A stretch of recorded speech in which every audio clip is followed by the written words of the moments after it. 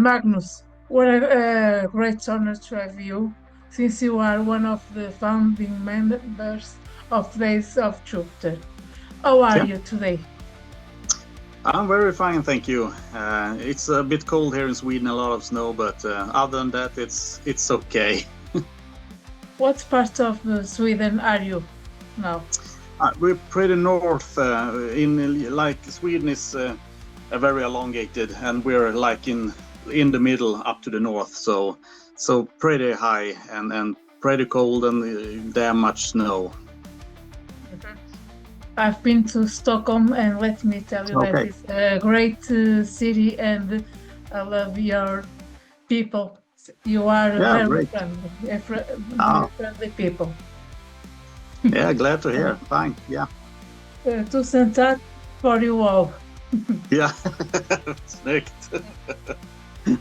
Uh, so, The World Was Never Enough, that was released on this month, most precisely the 7th of February, via Raining Phoenix, is an intriguing title.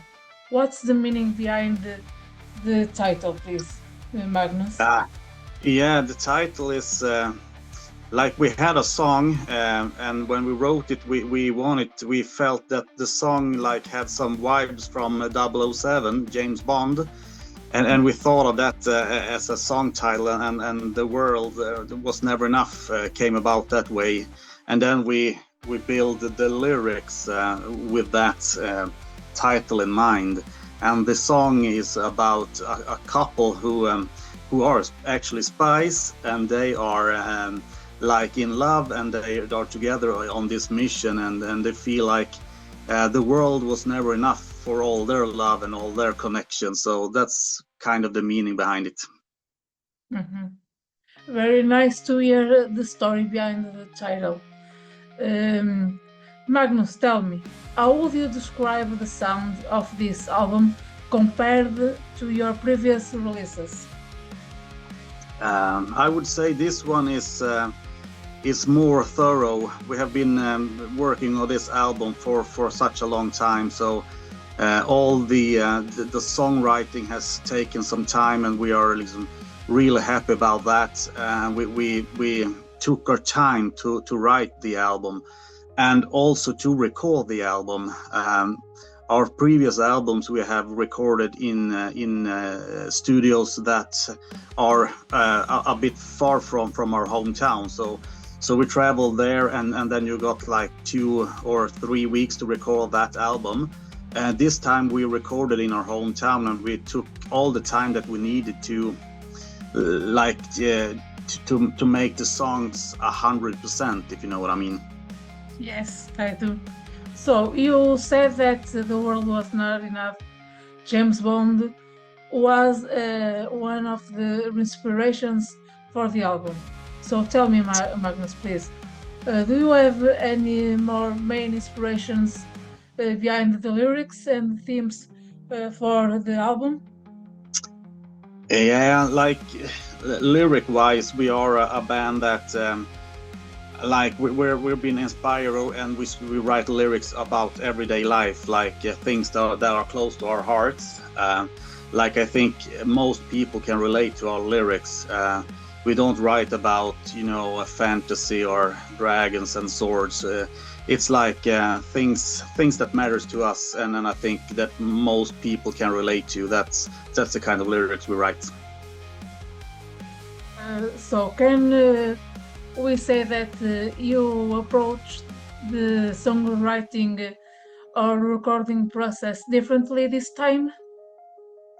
Yeah, like I said earlier, we took our time writing the songs, and we felt like this is the make it or break it album for us. We needed to present a really good album, and we took our time. We wrote some, in my opinion, our strongest songs to date, and like in studio, we were very, we took it 100% serious, and we really wanted the songs to shine. So we took our time, and I think it shined through in the album. It's like well recorded and it sounds good, and it's yeah, I feel like the we have taken the songs and developed them 100%. We have made them as good as they could possibly be. So that's the main thing, and the amount of time, I think, is the key for us this time. Was there a particular song on the album that was the most challenging to write or record compared to other albums? Yeah, I think Parasite is one of those songs which was pretty hard to get a real feel for. We that's a really cool song. Marcus Lindman, our guitarist, has written that song, and he's kind of, it's many layers of guitars, and it's not the typical Days of Jupiter song, and we struggle a bit with that one, but in the end it came out really good, so we're very pleased with it. Magnus, from your point of view, were there any new influences musically or personally that shape the direction of this record? Not really. I think we as a band, we have our kind of thing that we do. We write some songs and we take them to the rehearsal place, and we do it like Days of Jupiter has always done.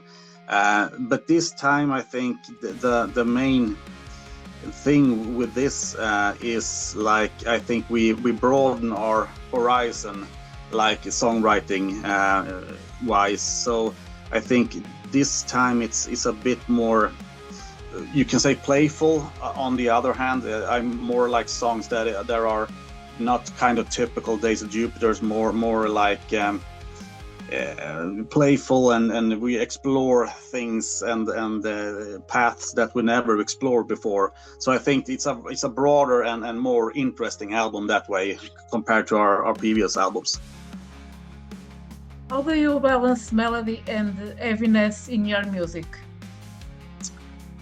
Yeah, that's can be a bit challenging sometimes, but in our mind, like, we're writing songs, we don't care if the song is real heavy or it's a softer side. I think when Janne's vocals is being recorded on the songs, then it becomes Days of Jupiter.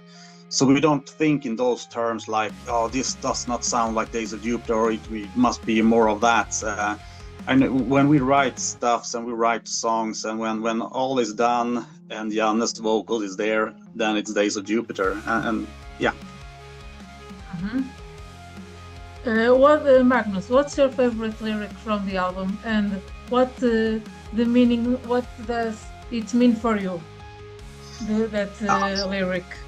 Yeah, I think, like, with the song Machine, it's a kind of interesting approach. Like nowadays with all the AI, and where everything goes to be more effective, we need to be more effective. More AI, more robots will help us.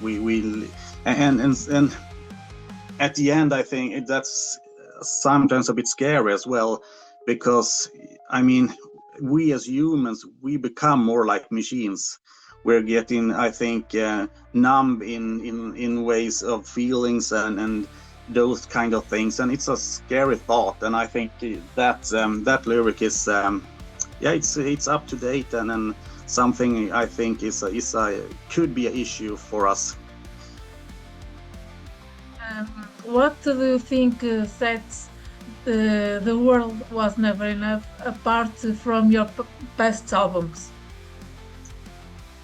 From our best albums, or Your previous albums?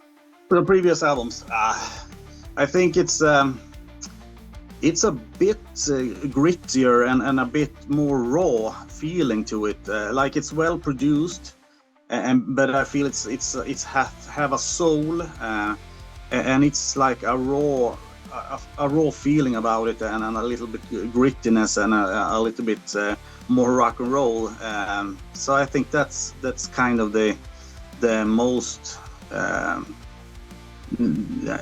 mean, the previous albums were pretty polished, like sound-wise, and it's pretty straightforward. This one is more like a bit darker, a bit more how shall I explain it? I think it's a little more shittier sound-wise. You really hear that our instruments is coming through on that one, and we're really happy about the songs foremost. Did any band members bring something new to the table that significantly impacted this record? Yeah, I think Janne Karlsson's bass playing is insanely good, and we have chosen to have the bass like further in front in the mix, so you really got that bass tone. I think he's doing a great job, and I have to mention Janne's voice. Janne's vocals is outstanding on this album. I think, yeah. Magnus, tell me, how do you think these new songs will translate to a live setting? Yeah, we don't know that actually. We haven't played any of these songs live yet, but we are going to like soon we will play live. So and a couple of these songs from the new album will absolutely be in the set list, and we need to like do them justice, and I think first of all we gotta have that good sound from the stage, like this pounding great heavy music that comes to you, but I think we can pull it off. I really hope so. Have you had a chance to play any of the songs live yet, and how was the reaction from the audience? No, we haven't played any songs live yet, but we are at the moment, like now we are trying to book some shows for the summer, and so hopefully soon we will get out there and play these songs live. We sure hope for that. What's one song from the album that you're most excited to play live? I think the title track, "The World Was Never Enough," is I'm looking forward to play that one live. It's a really heavy and catchy tune, so I think that should be a good fan favorite, I think. Magnus, what's next for Days of Jupiter after this album release? Yeah, for us, I mean, we would really love to come out and play some shows live, hopefully in the European countries as well. But we have nothing that is a done deal yet, so we are just hoping at the moment and planning for some live shows, and then we are beginning to write music for the next album, and we have already some songs finished, so we're going to hit the studio soon and begin to record some new songs for the upcoming album as well. So that's what's in the pipeline for the moment. Really? Where can you tell us more about the album that you will release in the previous future, please? Yeah, like we have recorded 2 songs, and we have a couple of more songs that are at the moment being rehearsed, so we can hit the studio to record those as well. And I can say it's almost the same feel that we have going in to record the World Was Never Enough album. So I think it should be pretty similar, and hopefully we can tweak it a bit more and make it something new as well. So, but so far we're very pleased with the new songs. Mm-hmm. Maybe it will be released the next year or this year. Yeah, no, next year probably. Probably. Any guests that you might consider to join you? Not at the moment, but you never know. We are all just 2 songs in on the album, so yeah, you never know. Let's see. I can't answer that question right now. Sorry. No problem, Magnus. Tell us more about the art cover and who decided the album cover.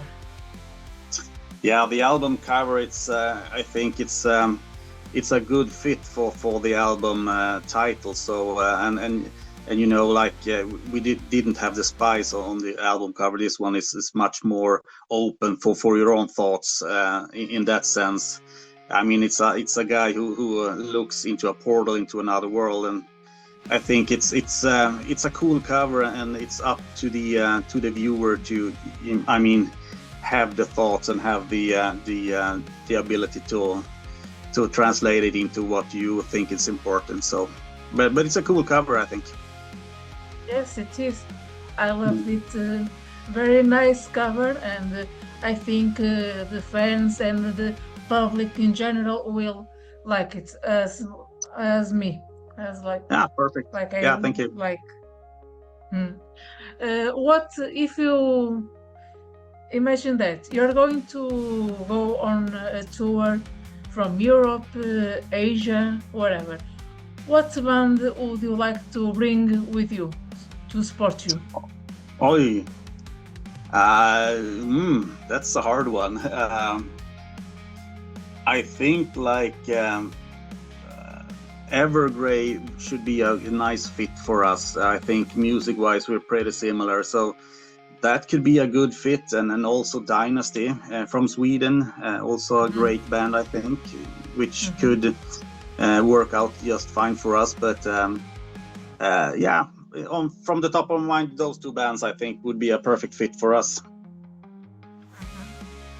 If you could collaborate with any artist or band in the future, would it be those two bands maybe? And what band or artist would you like to join for a collab? Oh. It's also a hard one to answer, but it would be cool sometime in the future to do like a song with a female vocals on, and find some female who works well with Janne's voice to make a cool song with that. But yeah, I don't know. There are some absolute fantastic women out there who sings like how perfectly. So yeah, but we haven't thought of that for the moment. But I think that would have been a cool thing to have on the album. Magnus, how do you prepare for a concert, a tour, or how do you prepare yourself? Yeah, like first of all, you got to rehearse, so the song sounds good when you play live, and then I think I mean, you need to have the right gear and stuff with you, so you can have it right, like survive the tour. And also, I mean, your band members, which for us, we are very comfortable together and we love each other. So that's the most important thing, to have a band that works and that you have fun with. So I think that's the key in everything. In your own opinion, what are the best gigs and brands for the guitarists that want to join a band and are willing to start a band? Oof.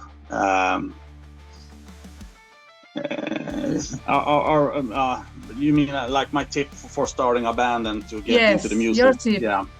Yeah. Foremost and first, I think you need to love music and appreciate music and have I know, like a curiosity for music and get that thing going, and then of course you need to have an instrument, and then the number one thing, which is could be hard for some people, it's the rehearsing. You need to be really, I mean, like the hours that have went into playing drums for me, I mean, it's 1,000 and thousands of hours. So you need that, and to really master your instrument, it's just rehearse and you rehearse. That's the most important thing, I think. Do you consider visit Portugal in the near future with your band, or just visiting the country? To visit it privately, like on a holiday, and I have a thing for Portugal, so I would really like to visit you. And for the band wise, we would absolutely love to play in Portugal, but nothing is set for that as we speak now. But you'll never know in the future. Hopefully, we will get there and play for you. I hope I can catch you live, because I've heard this album and it sounds amazing. It would be a pity if you wouldn't come to my country, because you deserve an opportunity to play live here. Yeah, that would be awesome. Absolutely. Magnus, thank you so much for your time. I hope you enjoyed the interview and questions as much as I did. Absolutely. Yeah, absolutely. And thank you. I would like to leave some words for the fans and the Portuguese audience in general. Yeah, like I hope you guys gave us a chance and listen to our new album and our previous albums as well. As we the band want to increase our fan base, and I know we like to spread our music as best as we can, and I hope you give us a shot at that, and hopefully you like it, and hopefully we will come to Portugal and play for you guys. Magnus, tusen tack so much for your time, and I'm glad we had this opportunity to chat and discuss about your amazing album. Thank you very much. It was a great honor to talk to one of the most amazing founding members of a band that I could discover, thanks to Raising Phoenix and Vanessa. Thank you so much. Yeah, thank you. Thank you. And keep in touch if you need anything, okay? Absolutely. Yeah, thank you very much. Thank you so much. Bye-bye. Take care. Thanks.